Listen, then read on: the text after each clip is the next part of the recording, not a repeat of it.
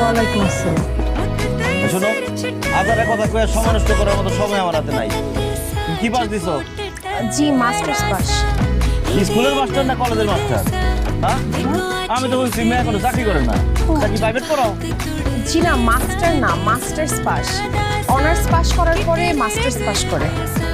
ও আচ্ছা, দেশের শেষ পাসটা করছো তুমি? তাহলে খুবই ভালো।